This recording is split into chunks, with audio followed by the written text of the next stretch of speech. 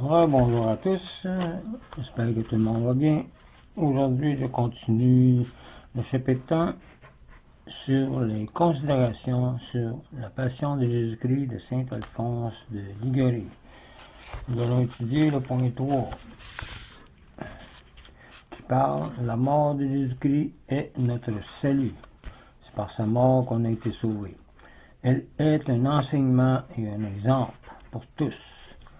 Et un motif de confiance et d'amour. » Donc, commençons avec un signe de croix. Nom du Père, du Fils et du Saint-Esprit. Amen. En somme, tout ce que nous pouvons avoir de bien et d'espérance de salut, nous le devons au mérite de Jésus-Christ, notre Sauveur, ainsi que Saint Pierre le dit, le déclare expressément. Il n'y a pas sous le ciel d'autre nom donné aux hommes et au monde par lequel il nous faille être sauvés. Voir Actes, chapitre 4, verset 12. Les théologiens concluent de là, avec saint Thomas, qu'après la promulgation de l'Évangile, nous devons croire explicitement, non seulement de nécessité de préceptes, mais encore de nécessité de moyens, que nous ne pouvons nous sauver que par la médiation de notre Rédempteur Jésus-Christ. Sans lui, nous ne pouvons rien faire, dit Jean chapitre 15. Tout le fondement de notre salut est donc dans la rédemption des hommes et des femmes opérés sur la terre par le Verbe divin. Il faut observer en outre que, quoique toutes les actions de Jésus-Christ en ce monde, comme émanant d'une personne divine, fusent d'un prix infini, en sorte que la moindre suffit pour expier tous nos péchés du monde entier. Néanmoins, la mort de Jésus-Christ fut le grand sacrifice par lequel notre rédemption s'est accomplie. Et c'était la volonté de Dieu. C'est pour cela que dans les Saintes Écritures, la rédemption des hommes et des femmes et de tous est principalement attribuée à la mort de notre Seigneur sur la croix. Voir Philippiens 2, verset 8, ainsi de suite. Ainsi, l'apôtre dit qu'en recevant la Sainte Eucharistie, nous devons nous souvenir de la mort du Seigneur. Voir 1 Corinthiens 11 à 26. Chapitre 11, verset 26. Pourquoi parle-t-il de la mort et non de l'incarnation, de la naissance et de la résurrection? Il parle de la mort parce que ce supplice le plus douloureux qu'a vécu Jésus et le plus humiliant qu'il a vécu et souffert est celui par lequel il a consommé l'œuvre de notre rédemption pour notre salut. Saint Paul disait encore qu'il ne prétendait pas savoir autre chose que Jésus crucifié. Voir 1 Corinthiens 2, verset 2. Il y a bien d'autres places aussi qui disent la même chose. L'apôtre n'ignorait pas que Jésus-Christ est né dans une grotte, qu'il a vécu 30 années dans la maison d'un pauvre artisan, qu'il est ressuscité après sa mort et qu'il est monté aux cieux ensuite, instruisant les apôtres. Pourquoi donc proteste-t-il que toute sa science consiste à connaître Jésus crucifié? C'est que la mort soufferte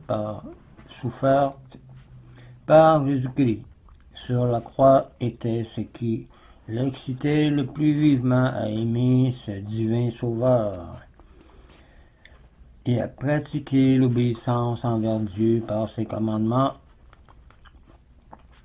la charité envers le prochain, la patience dans les adversités, vertu spécialement exercée et enseignée par notre Seigneur sur la croix, comme du haut d'une chair élevée, pour nous instruire comme il a fait sur le mont des Oliviers dans Matthieu chapitre 5, Sermon sur la montagne, suivant la pensée du docteur Angélique et de saint Augustin. Tâchons donc, âme fidèle, d'imiter l'épouse des cantiques, qui goûtait, disait-elle, un doux repos aux pieds de son bien-aimé. Voir Cantique, chapitre 2, verset 3. Mettons-nous fréquemment devant les yeux, surtout le vendredi, par le chemin de croix ou par autre méditation, Jésus mourant sur la croix. Arrêtons-nous quelque temps aux pieds de ce divin Sauveur et contemplons avec attendrissement les souffrances qu'il endura et l'amour qu'il nous témoigne dans son agonie sur ce lit de douleur et de mort. Puissons-nous dire aussi que nous sommes reposés à l'ombre de la croix. Oh, quel heureux repos pour les âmes qui aiment Dieu! Au milieu du tumulte de ce monde, des tentations de l'enfer et des craintes qu'on éprouve à la pensée des jugements de Dieu, car lui sait tout, en toutes choses, que de considérer dans la solitude et le silence notre tendre Rédempteur agonisant sur la croix. Pour nous, où l'on voit son sang divin couler de tous ses membres, percés et déchirés par les fouets, les épines et les clous et la flagellation, comme à l'aspect de Jésus crucifié. Notre esprit se dégage de tout désir des honneurs mondains, des biens terrestres et des plaisirs sensuels. Alors émane de la croix un souffle céleste qui nous détache doucement des choses de la terre, comme c'est marqué dans Colossiens 3, et qu'on doit faire. Ce souffle allume en nous un saint désir de souffrir et de mourir pour l'amour de celui qui a voulu souffrir et mourir pour l'amour de nous tous. Il a donné sa vie pour nous, et il n'y a pas de plus grand amour. C'est Jésus-Christ, au lieu d'être ce qu'il est, Fils de Dieu et vrai Dieu, notre Créateur et notre souverain, Maître et notre souverain bien, n'était simplement qu'un homme. Or, qui serait insensible à la vue de ce jeune homme de sang noble, innocent et saint, expirant dans les tourments sur un gibet infâme, pour expier non ses propres fautes, mais les crimes de ses ennemis eux-mêmes, et pour les délivrer par ce moyen de la mort qu'ils l'ont mérité. Comment donc un Dieu n'obtient-il pas les affections de tous les cœurs en mourant dans un abîme d'humiliation et de douleur pour l'amour de ces créatures qu'il a fait? Comment, après cela, ces créatures peuvent-elles encore aimer autre chose que ce Dieu qui nous a tout donné par Jésus-Christ? Comment peuvent-elles penser à autre chose qu'à se montrer reconnaissantes envers ce tendre bienfaiteur qui veut nous donner la vie éternelle? Que excusez, que ne connais-tu le mystère de la croix, disait saint André au tyran qui voulait lui faire renier Jésus-Christ, parce que Jésus a été crucifié comme un malfaiteur, même s'il n'avait rien fait. Oh, si tu comprenais l'amour de Jésus-Christ, ta portée en daignant mourir sur la croix, pour expier tes péchés et t'obtenir une félicité éternelle.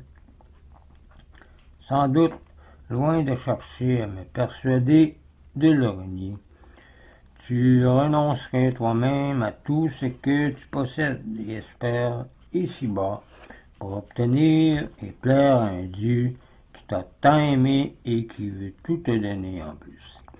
Telle fut, en effet, la conduite d'un si grand nombre de martyrs et d'autres saints qui ont tout quitté pour Jésus-Christ, car en quittant tout, vous obtiendrez tout, c'est comme disait Jésus. Ô honte pour nous!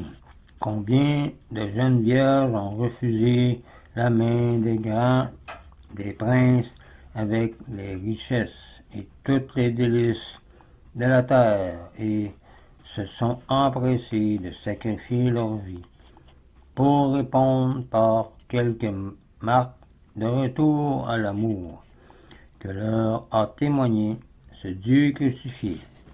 D'où vient donc qu'il y a tant de chrétiens sur qui la passion de Jésus-Christ fait peu d'impression? C'est sûrement parce qu'ils ne méditent pas assez la croix. Cela provient de ce qu'ils ne s'appliquent point à considérer combien Jésus Christ a souffert pour l'amour de nous.